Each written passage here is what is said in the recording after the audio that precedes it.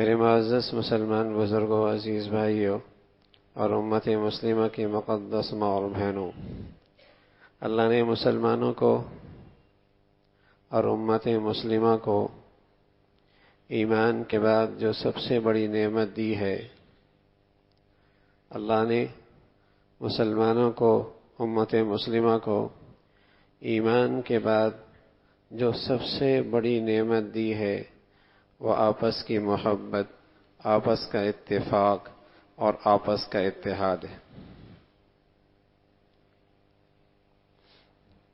اللہ نے امت مسلمہ کو، اہل اسلام کو ایمان کے بعد جو سب سے بڑی نعمت دی ہے،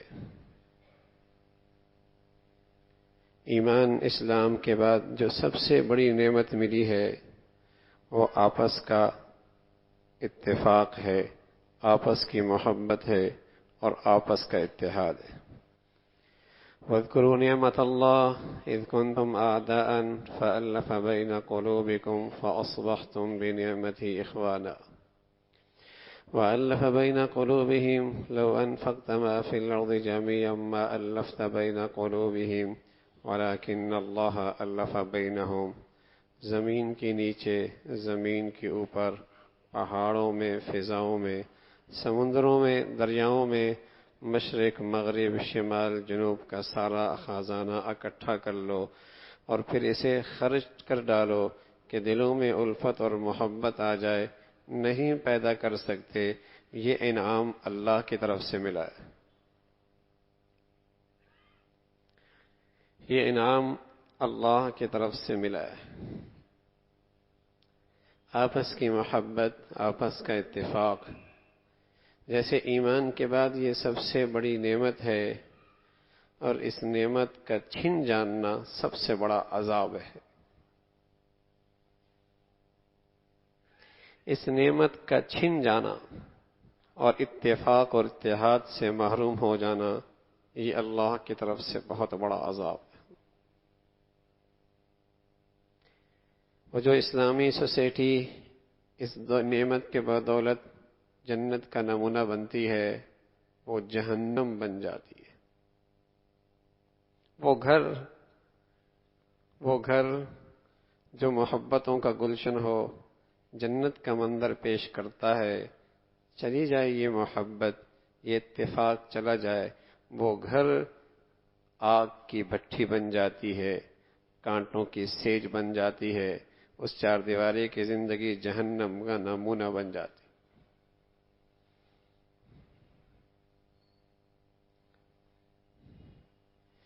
یہ آپس کا اتفاق اور اتحاد بڑی دولت ہے امت مسلمہ کی۔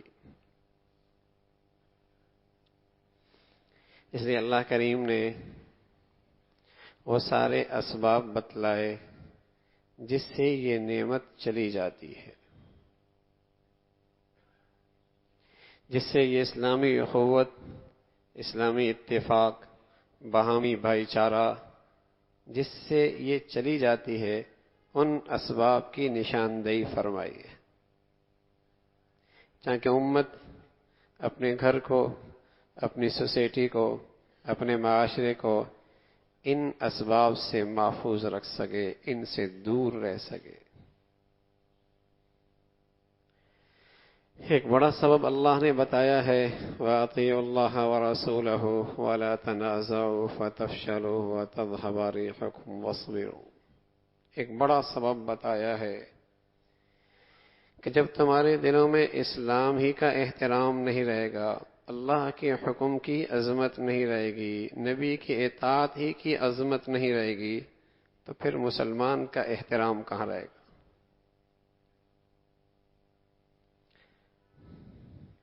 پھر ایک مسلمان سے دستے گریبان ہونا، اس کی عزت اور آبرو سے کھیلنا، اس سے تمہیں کہاں سے حیا آئے گا؟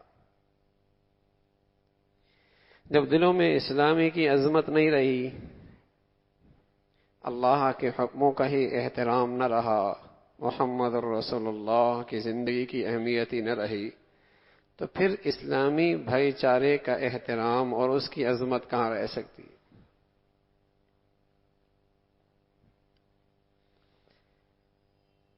تو اس دولت سے محرومی اس کا ایک بڑا سبب اسلام کی عظمت کا نہ ہونا، اللہ کے حکموں کی عظمت کا نہ ہونا، نبی کی زندگی کا، اس کی اہمیت کا نہ ہونا، یہ سب سے بڑا سبب ہے جس سے اسلامی بھائی چارہ، اسلامی اخوت کچلی جاتی ہے، اس کی روح کچلی جاتی ہے۔ کہیں آپ کو کوئی خاندان، کوئی گھر ایسا نہیں ملے گا جس گھر میں اسلام کی روح تو نہ ہو اور پھر اس خاندان اور اس گھر میں محبتوں کے پھول کھلتے۔ نہیں ملے گا دھرتی پہ، نہیں ملے گا دھرتی پہ۔ سودا گری مل جائے گی، سودا گری مل جائے گی، ایک دوسرے سے معاملہ کسٹمر کا، بائر کا، خرید و فروخت کا، مفادات کا، یہ تعلق مل جائے گا۔ سودا گری، باپ سے تعلق اس وقت تک جب تک باپ سے نفع ہے، بیٹے سے تعلق اس وقت تک جب تک کہ بیٹے سے نفع وابستہ ہے، بیوی کا شوہر سے تعلق اس وقت تک جب تک کہ اس کے مفاد وابستہ ہیں، شوہر کی نظریں اس وقت تک بیوی کے لیے جب تک کہ مفادات وابستہ ہیں، دوست کا تعلق دوست سے اس وقت تک جب تک کہ مفادات ہیں، تعلقات رکھنے والے کے تعلقات اس وقت تک جب تک کہ مفادات وابستہ ہیں۔ مفادات ختم تو محبتیں بھی ختم، تعلق بھی ختم۔ یہ سودا گری ہے، یہ سودا گری اسلام کے بغیر بھی نظر آئے گی۔ یہ بائر اور خریدار کا تعلق اسلام کے بغیر بھی دنیا میں نظر آئے گا۔ لیکن محبتوں کی مٹھاس، محبتوں کی مٹھاس، اتفاق و اتحاد کی مٹھاس، یہ اسلامی روح کے بغیر کسی گھر میں، کسی خاندان میں، دھرتی کی کسی حصے پہ نہیں مل سکتی، کسی حصے پہ نہیں مل سکتی۔ کہ بیٹا کچھ بھی نہ دیتا ہو تب بھی بیٹے باپ کے دل میں بیٹھا ہو، باپ کچھ بھی نہ کرتا ہو تب بھی بیٹے کے دل کے اندر اس کی عظمت اور احترام ہو، بیوی اپنی زندگی کے سارے حسن سے، ساری صلاحیتوں سے محروم ہو چکی ہو، لیکن پھر بھی اسے اپنے شوہر کی آنکھوں کی وفا اور اس کے دل میں، شوہر کے دل میں اس کی قدر موجود ہو، اور شوہر پائی پائی کا محتاج بن گیا ہو اور اپنی صلاحیتیں اور صحت کی دولت سے محروم ہو چلا ہو، لیکن پھر بھی اس کے بیوی کے دل میں اس کا وقار اور احترام ہو۔ میرے عزیزو، یہ دولت صرف ایمان اسلام کے درخت پہ آیا کرتی اور کہیں نہیں۔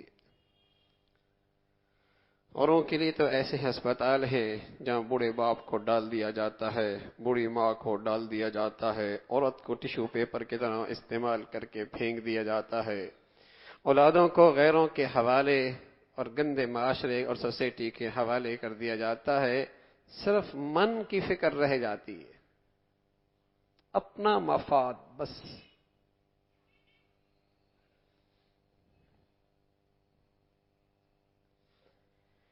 تو یہ اللہ کی طرف سے امت مسلمہ کے لیے، اہل اسلام کے لیے بڑی نعمت تھی۔ باہمی محبتیں، باہمی اتفاق، اسلامی رشتہ، اسلامی اخوت، یہ رخصت ہو جاتی ہے، یہ دولت چلی جاتی ہے، یہ نعمت چھن جاتی ہے جب اسلام کی عظمت ہی نہ رہے۔ کوئی گھر، کوئی زندگی ایسی نہیں ملے گی۔ کسٹمر کا تعلق ہوگا، سوداگری کا تعلق ہوگا، دلوں کی محبت کا تعلق ہوگا۔ تبھی تو معاشرے میں عجیب و غریب تماشے ملتے ہیں۔ 3 بچیوں کی ماں غائب ہو گئی، 4 بچوں کا باپ یوں ہی چھوڑ کے چلا گیا۔ کیا ہے یہ خبریں؟ مسلمان معاشرے سے کیوں سننے میں آتی ہیں؟ مسلمانوں کے گھروں اور خاندانوں اور سوسائٹیوں میں ایسی کہانیاں کیوں آ رہی ہیں؟ وہ سوداگری کا سودا تھا، جب گھاٹے میں آنے لگا تو چھوڑ دیا. کاروباری تعلق تھا، جب فائدہ ختم ہوا تو خیر بات کہہ دیا. اب جیب میں پیسہ نہیں رہا، جسم میں صحت نہیں رہی، چہرے کی چمک نہیں رہی، آنکھوں کے وفا کہاں سے آئے؟ دلوں میں وہ سچی محبت اور خیرخواہی کہاں سے آئے؟ وہ مفادات کے درخت پہ تو پھول آیا نہیں کرتا. مفادات کے درخت پر تو محبت اور سچی خیرخواہی کا پھول آیا ہی نہیں کرتا. مفادات ختم ہو گئے، تعلقات ختم ہو گئے. تو یہ نعمت چھن جاتی ہے جب اسلام ہی کی عظمت نہ رہے. نشاندہی کی ہے اسلام نے کہ یہ نعمت کب جاتی ہے، اور اسلامی اخوت، اسلامی بھائی چارہ کب خطرے میں پڑتا ہے. دوسری چیز فرمائی کہ اسلامی اخوت اس سے بھی پارا پارا ہو جاتی ہے اور اس کی روح کچلی جاتی ہے جب وہاں بدگمانی رواج پا جائے. بدگمانی. اس لیے رسول اللہ صلی اللہ علیہ وسلم فرمایا کرتے تھے بدترین جھوٹ کسی مسلمان کے لیے بدگمانی کرنا، جس کی کوئی منشا، کوئی حقیقت نہ ہو. کوئی منشا، کوئی حقیقت نہ ہو.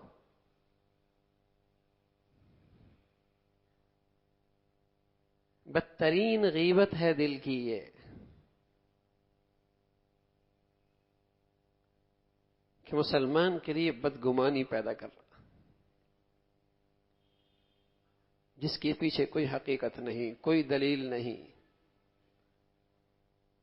یہ بیماری بھی جب معاشرے میں رواج پاتی ہے، گھروں میں اتفاق رخصت ہو جاتا، محبتیں نہیں رہتی.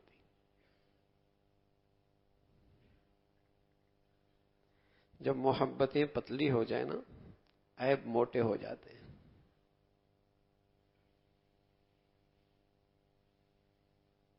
عیب موٹے ہو جاتے ہیں. اور جب محبتیں پتلی ہو جائیں تو سوچ منفی بن جایا کرتی ہے. بدگمانی.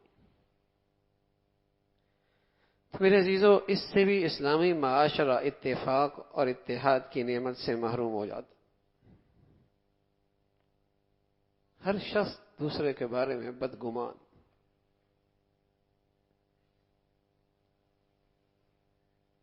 تیسری چیز جس کی شریعت نے، اللہ نے جس کی رہنمائی فرمائی ہے، جس سے مسلمان معاشرہ اس دولت سے محروم ہوتا ہے، وہ غیبت اور بہتان، جو بدگمانی کی پیداوار ہے. غیبت اور بہتان جو بدگمانی کی پیداوار ہے. جب اس کی دل میں برائی آ جاتی ہے تو بڑی اس کے برائیوں کے تذکرے میں بڑی لذت آتی ہے. یہ زہر میٹھی گولی کی طرح بڑے شوق سے کھاتا ہے. یہ زہر میٹھی گولی کی طرح بڑے شوق سے کھاتا ہے. اور اچھے خاصے دیندار اس گناہ میں مبتلا ہوتے ہیں. اس لیے رسول اللہ صلی اللہ علیہ وسلم نے فرمایا کہ زنا سے زیادہ سنگین ہے یہ گناہ. غیبت زنا سے زیادہ سنگین ہے، اس لیے کہ بدکار آدمی اپنی بدکاری کا اسے احساس ہوتا ہے، توبہ کر لیتا ہے. لیکن غیبت کرنے والے کو اپنی گناہگاری کا احساس نہیں ہوتا اور وہ اس کبیرہ گناہ میں مبتلا رہتا ہے. اس سے زیادہ سنگین گناہ.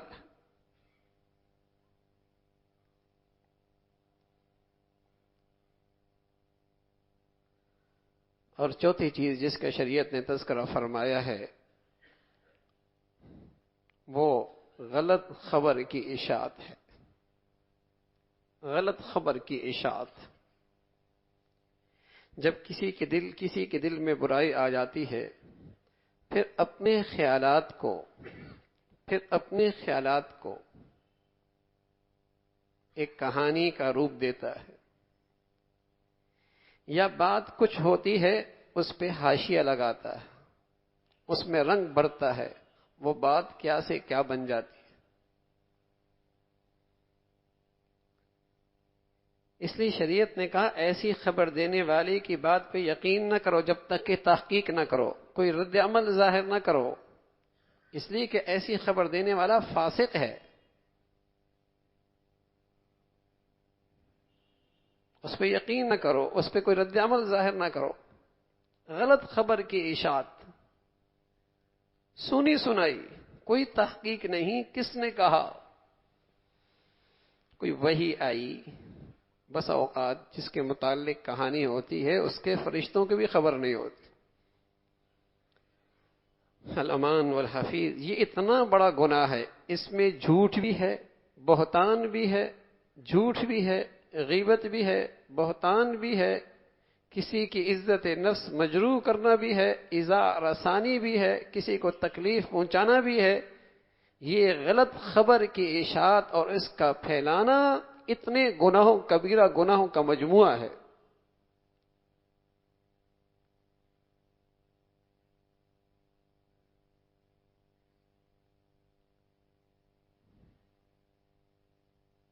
یہ وہ موذی امراض ہیں ہمارے معاشرے کے، جس سے آج مسلمان ایمان کے بعد سب سے بڑی نعمت باہمی محبت اور اتفاق سے محروم ہوتا چلا جاتا، ان گناہوں کی نحوستوں کی وجہ سے۔ پھر شیطان کے پاس بہت سارے ذرائع ہیں، بہت سارے ذرائع ہیں کہ مسلمانوں میں اختلاف انتشار کو پھیلانے کے۔ کبھی وہ مذہبی میدان ہموار کرتا ہے، کبھی وہ مذہبی میدان ہموار کرتا ہے اور چند سر پھرے کسی بات کو شوشہ بنا کے، کسی بات کو شوشہ بنا کے مسلمانوں کی جانوں اور عزتوں سے کھیلنا شروع کر دیتے۔ کبھی وہ میدان، شیطان اس میدان کو استعمال کرتا کہ چند سر پھرے اٹھاتا ہے اور وہ کسی مذہبی بات کو بنیاد بنا کے مسلمانوں میں نفرتوں کی خلیج اور بڑھاتا، نفرتیں اور پھیلاتا، ان میں نفرتوں کی دیواریں کھڑی کرتا رہتا۔ کبھی وہ سیاسی میدان ہموار کرتا ہے اور مسلمانوں میں گروہوں میں، ٹکڑوں میں تقسیم کر کے اس دنگل میں اور اس میدان میں انہیں کھڑا کر دیتا، اور یوں مسلمان آپس میں دستے گریبان نظر آتے۔ کبھی شیطان کچھ سامریوں کو ہتھے لیتا ہے، کچھ سامریوں کو سبق پڑھاتا ہے، وہ بت تراشتے ہیں، وہ بت تراشتے ہیں قوم کے، وطنیت کے، لسانیت کے، عصبیت کے۔ یہ بت وہ سامری تراشتے ہیں جس سے ساری اسلامی اخوت جڑ سے کٹنے لگتی۔ کچھ سامری کھڑے ہوتے مسلمان معاشرے میں اور وہ کچھ بت تراشتے ہیں، لسانیت کے، عصبیت کے، قومیت کے، وطنیت کے، برادریوں کے بت تراشتے ہیں، جس سے ساری اسلامی اخوت کی روح نکل جاتی ہے۔ کبھی طبقات میں نفرتیں پیدا کرتا ہے، یہ امیر، یہ غریب، یہ افسر، یہ ماتحت، یہ فیکٹری کا مالک، یہ اس کا ماتحت، یہ طبقاتی جنگ میں وہاں مسلمانوں کو ایندھن بناتا۔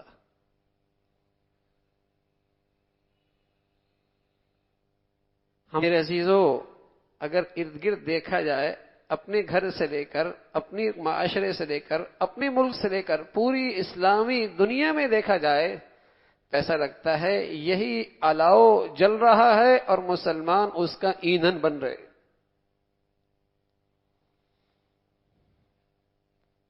یہی آگ بھڑک رہی ہے اور مسلمان اس کا ایندھن بن رہے ہیں۔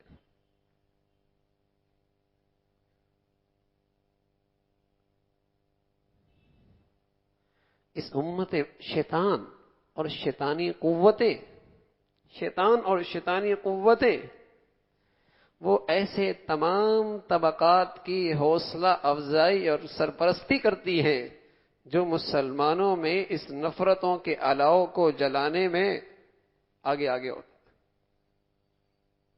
تمام وہ قومیں جو شیطانی تہذیب رکھتی ہیں، شیطانی ایجنڈا رکھتی ہیں، جب وہ مسلمانوں میں یہ نفرت دیکھتی ہیں تو ان کی سرپرستی کرتی ہیں، حوصلہ افزائی کرتی ہیں، چاہے وہ مذہب کے نام پہ ہو، سیاسی امتیاز پسندی کی وجہ سے ہو، وطنیت اور لسانیت اور قومیت کے نام پر ہو، طبقات کے جھگڑے ہوں، وہ تمام شیطانی قوتیں ان کی سرپرستی کرتی ہیں.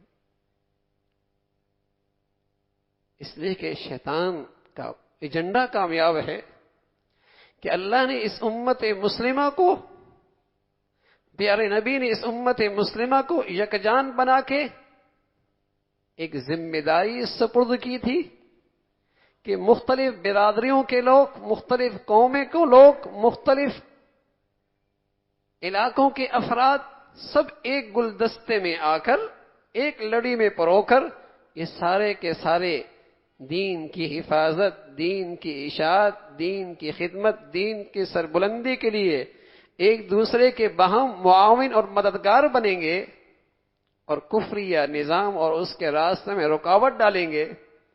لیکن شیطان نے اور شیطانی قوتوں نے ان کی ساری صلاحیتیں، ان کے سارے وسائل، ان کی ساری استعدادیں، ان کی ساری محنتیں باہمی دستے گریبان میں کی آگ میں ضائع کرا دی.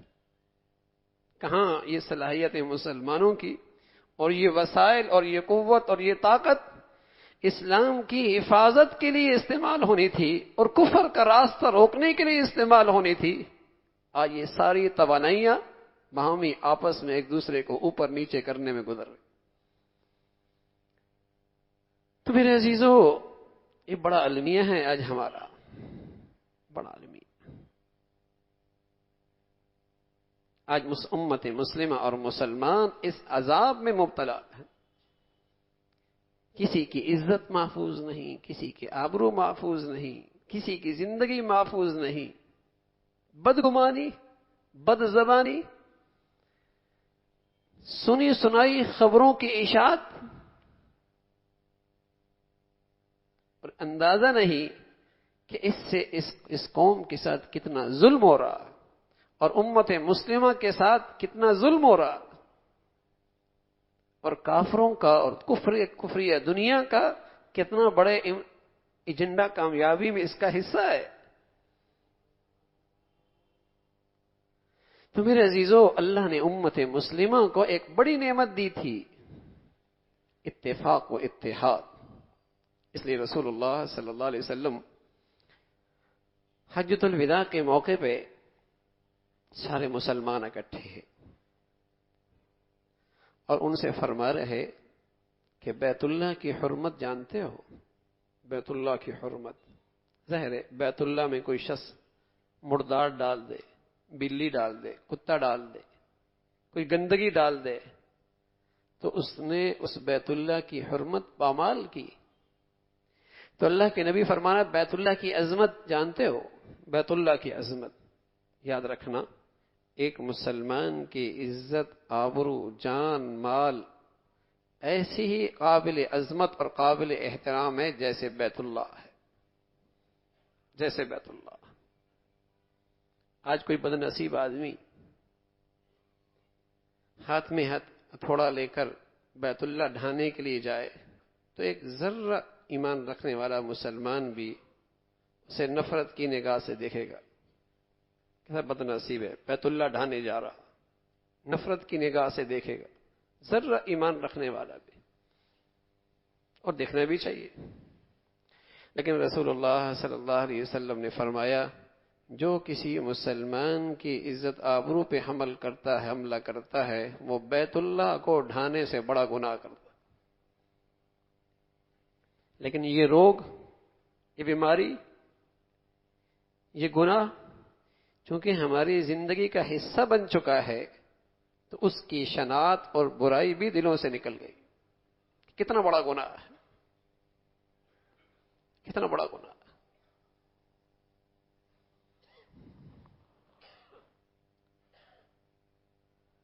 تو اللہ کا نبی صلی اللہ علیہ وسلم اس امت کو یکجان بنا کے گیا ہے. رسول اللہ صلی اللہ علیہ وسلم نے ایک موقع پہ فرمایا المؤمن للمؤمن کالبنیان یشد بعضه بعضا ثم شبک بین اصابعہ. پھر آپ نے یوں کیا کہ ایک مومن کے لیے ایسا ہے جیسے ایک عمارت میں ایک اینٹ دوسرے اینٹ کے لیے. اس اسلامی قلعے کے مسلمانوں کے سارے افراد اینٹیں ہیں، اور اس قلعے سے جہاں ان اینٹوں کی حفاظت ہوتی ہے، جہاں ان اینٹوں کی حفاظت ہوتی ہے، وہاں وہ غیروں کا راستہ بھی روکتا ہے، وہاں غیروں کا راستہ بھی روکتا ہے. تو مسلمان اس قلعے کی اینٹوں کی مانند ہیں کہ ان کے باہمی اتفاق میں ان کی بھی حفاظت ہے. غیروں کے نظریات کے لیے رکاوٹ بھی یہی بن سکتے ہیں، اور اگر اس اینٹ کو اس دیوار سے نکال دیا جائے تو ایک وقت آتا ہے یہ پتھر، یہ اینٹ اپنا وجود بھی کھو بیٹھتی ہے. پاؤں میں ٹھوکریں لگ لگ کر ریزہ ریزہ ہو کر اپنا وجود بھی کھو بیٹھتی ہے. اگر یہ تقسیم در تقسیم ہوتی رہی، فرقوں کی بنیاد پر، سیاسی گروہوں کی بنیاد پر، رنگ نسل کی بنیاد پر، برادریوں کی بنیاد پر، طبقات کی یہ تقسیم در تقسیم ہوتی رہی، ان کا وجود بھی مٹنے لگ جائے گا. نہ ان کا اپنا تحفظ رہے گا اور نہ یہ اسلام کے تحفظ میں، نہ اسلام کا یہ تحفظ کر سکیں گے. تو حضور علیہ الصلوۃ والسلام نے پھر فرمایا ثم شبک بین اصابع. جیسے یہ آپس میں پنجے مل جائیں تو اس کے اندر قوت آ جاتی ہے، مسلمان بھی اسی طریقے سے آپس میں اتفاق کی برکت سے، اتحاد کی برکت سے ایک طاقت بن جاتا، ایک طاقت بن جاتا. اس لیے اللہ رب العزت نے کہا مسلمانوں آپس میں نہ جھگڑنا، تمہارے اندر سے تمہاری ہوا نکل جائے گی، کفر کے دل سے رعب نکل جائے گا، تم کمزور پڑ جاؤ گے اور تم ان کی نظروں میں ذلیل اور رسوا ہو جاؤ گے. آپس میں نہ جھگڑنا. رحماء بینہم، رحماء بینہم، مسلمانوں کی ایک خاص خوبی ہے. پیارے نبی کے پیارے صحابہ رضوان اللہ علیہم اجمعین جو پیارے نبی کی صحبت یافتہ ہیں، تربیت یافتہ ہیں، ان کی ایک بڑی خوبی قرآن نے ذکر فرمائی. آپس میں باہم شیر و شکر، اشداء علی الکفار، ہاں کفر سے نفرت اللہ کی خاطر، کفر کے لیے سخت اللہ کی خاطر. جو اللہ کا نہیں اس کے مقابلے پہ کھڑے، لیکن آپس میں رحماء بینہم، رحماء بینہم، آپس میں شیر و شکر. فسوف یأتی اللہ بقوم یحبهم ویحبون اذلة علی المؤمنین اعزة علی الکافرین یجاہدون فی سبیل اللہ ولا یخافون لومۃ لائم. مسلمانوں اللہ کا دین نہ چھوڑو، اور اگر تم چھوڑ گئے تو اللہ کچھ ایسے لوگوں کو کھڑا کر دے گا، کچھ ایسے لوگوں کو کھڑا کر دے گا جن کی خوبیاں یہ ہوں گی کہ وہ اللہ سے محبت کریں گے، اللہ ان سے محبت کرے گا. فسوف یأتی اللہ بقوم یحبهم ویحبون، وہ اللہ سے محبت کریں گے، اللہ ان سے محبت کریں گے، اور وہ مسلمانوں کے لیے نرم ہوں گے، عاجزی کرنے والے ہوں گے. اذلة علی المؤمنین اعزة علی الکافرین، کافروں کے لیے سخت ہوں گے. یجاہدون فی سبیل اللہ، اور اللہ کے راستے میں سر دھڑ کی بازی لگا دیں گے، اللہ کے دین کی سر بلندی کے لیے اپنی جان، مال، عزت، آبرو سب کچھ قربان کر دیں گے. ولا یخافون لومۃ لائم، اور انہیں کسی ملامت کرنے والے کی ملامت کی بھی پرواہ نہیں ہو.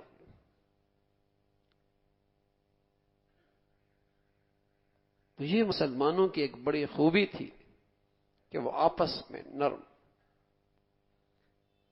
ہمیں عزیزو، جس قدر ایمانی زندگی صحت مند ہوگی، جس قدر ایمانی زندگی صحت مند ہوگی، اتنا ہی وہ مسلمانوں کے اختلاف اور انتشار سے دور رہے۔ جس قدر ایمانی زندگی زندہ ہوگی اور وہ ایمانی زندگی تازہ ہوگی، اتنا ہی وہ مسلمانوں سے اختلاف اور انتشار سے دور رہے گا۔ اس کی زبانیں غیبت سے، اس کی زبانیں بدگمانی سے، اس کی زبانیں بہتان سے، اس کی زبانیں بے تحقیق خبروں کے اشاعت سے، اس کا دل کینہ اور بغض سے، مسلمانوں کے لیے نفرت سے اس کا دل خالی ہو۔ جس قدر ایمانی زندگی تازہ ہوگی،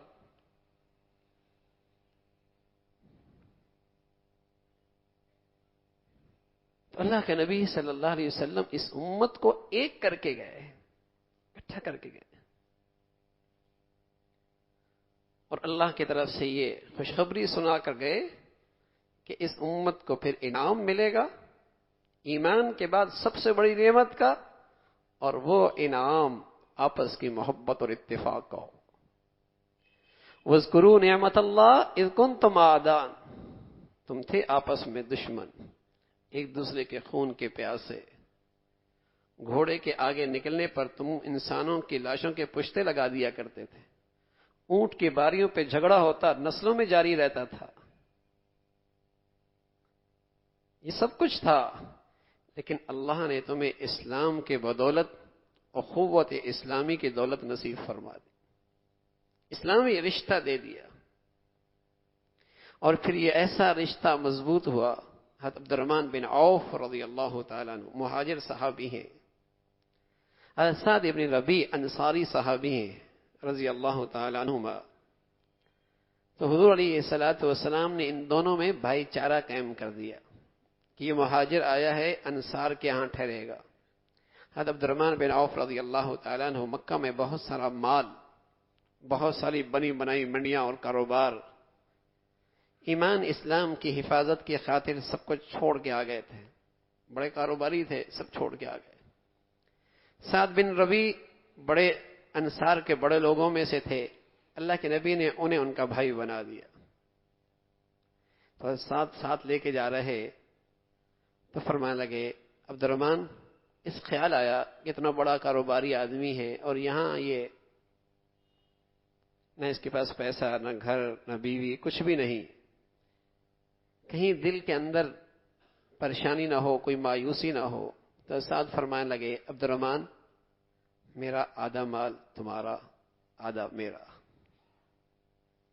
اور اگر تم کہو تو میں تمہاری شادی بھی کرا دیتا ہوں، تم یہاں کوئی جانتا نہیں ہے، تمہاری شادی بھی کرا دیتا ہوں۔ عبد الرحمن بن عوف رضی اللہ عنہ فرمایا، سعد یا مجھے بازار کا راستہ دکھا دو نا، بس آگے میرا کام ہے، آگے میرا کام ہے۔ لیکن میرے عزیزو، کہنے میں تو یہ بھی مسلمان تھے، کہنے میں تو بظاہر یہ بھی مسلمان ہی تھے صرف، لیکن سبحان اللہ، نبی کی صحبت کی برکت سے، نبی کی تربیت کی برکت سے وہ ایمان اور اسلام کا رشتہ اتنا مضبوط تھا کہ اپنے قریبی رشتوں سے زیادہ پائیدار اور مضبوط تھا، اور اس کی اہمیت تھی۔ حضرت مصعب بن عمیر رضی اللہ تعالیٰ عنہ، ان کا بھائی بدری قیدیوں میں سے ایک تھا، وہ گرفتار ہو گیا۔ مصعب بن عمیر مسلمان ہو چکے تھے، تو جب ایک صحابی اس کے بھائی کو اس کی مشقیں کس رہا تھا اور باندھ رہا تھا، تو مصعب بن عمیر پاس سے گزرے اور ساتھ اس باندھنے والے سے کہا کہ خوب مضبوطی سے اس کی مشقیں کسنا، اس کی ماں بڑی مالدار ہے، بڑا فدیہ ملے گا۔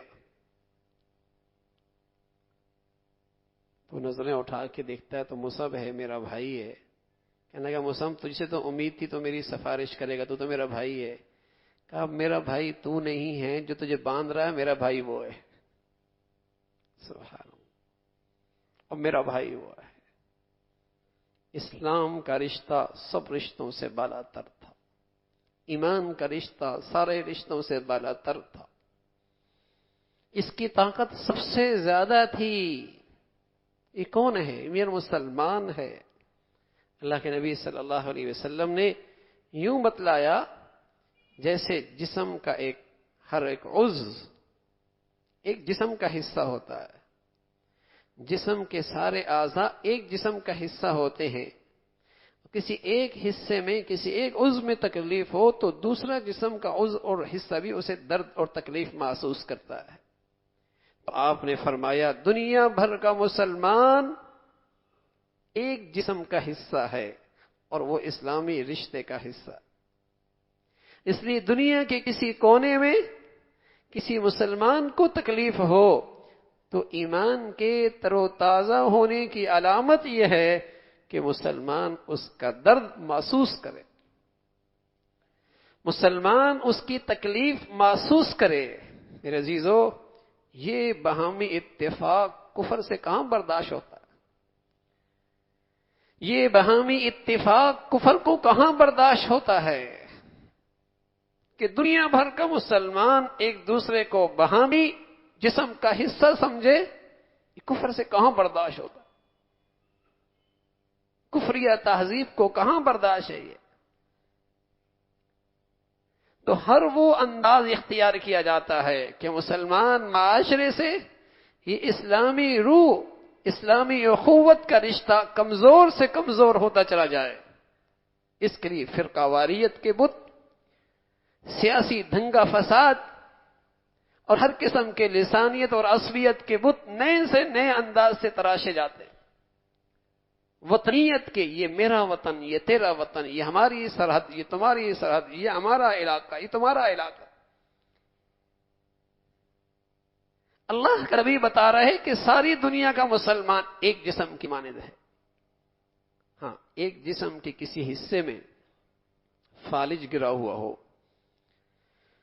تو وہ دوسرے حصے کے جسم کی تکلیف محسوس نہیں کر سکتا۔ فالج جو گرا ہوا سن ہو چکا ہے وہ دوسرے حصے کا درد محسوس نہیں کرتا۔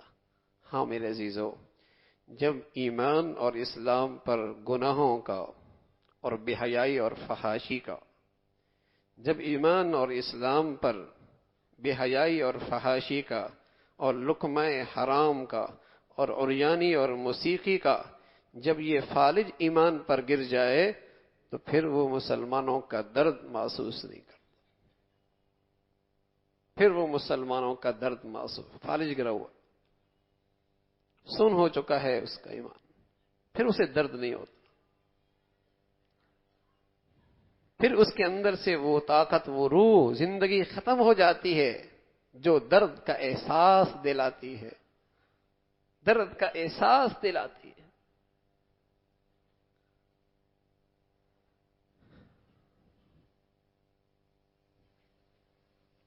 تو میرے عزیزو، یہ ہماری بیماریاں ہیں جس سے اللہ کے بہت سارے انعامات سے ہم محروم ہوتے چلے جا رہے ہیں۔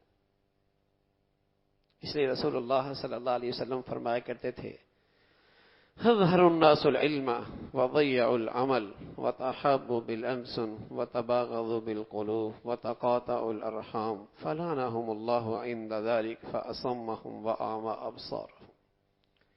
ایک وقت آئے گا معلومات بہت ہوں گی، اسکالر بھی بہت ہوں گے، مضمون نگار بھی بہت ہوں گے، کالم نویس بھی بہت ہوں گے، خبرنامے بھی بہت ہوں گے، اظہر الناس العلم، بڑا معلومات ہوں گے، وضيعوا العمل، لیکن عمل اور کردار بڑا شرمناک ہوگا۔ کہنے میں اسکالر ہوگا، کہنے میں بڑی معلومات رکھنے والا ہوگا، لیکن مسلمانوں میں نفرتوں کا بیج بونے میں اس کا کردار ہوگا، مسلمانوں میں تقسیم کرنے کی سازش اسی کے اوپر چل رہی ہوگی، اسی سے چل رہی ہوگی۔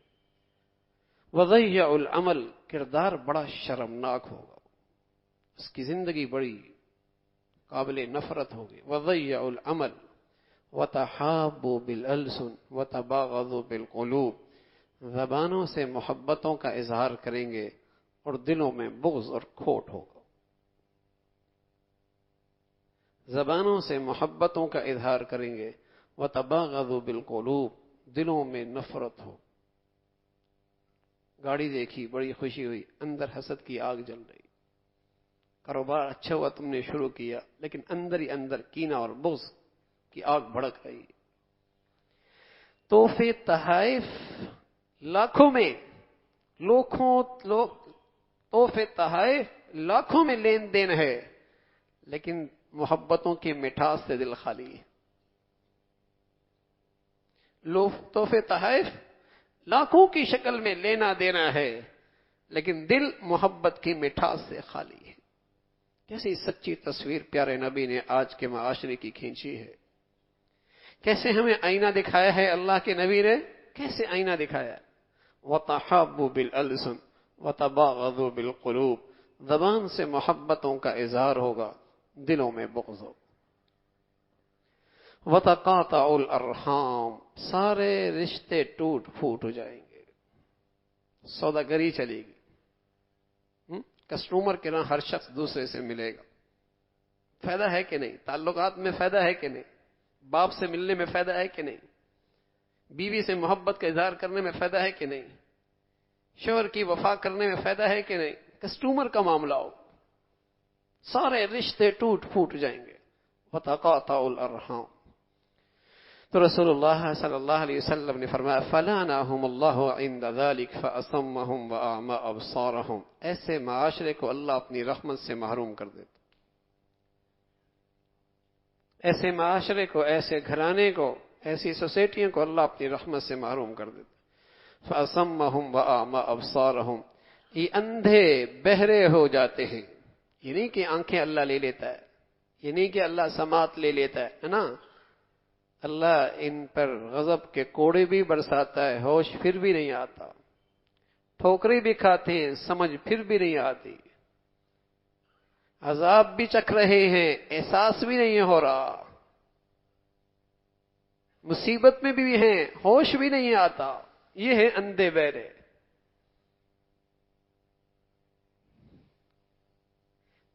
گھر میں نفرتوں کا اماجگاہ بنا ہوا، پوری سوسائٹی، پورا ماحول نفرتیں انتشار، لیکن کتنوں کی زندگیاں ہماری بدلتی، کتنے توبہ تائب ہوتے ہیں،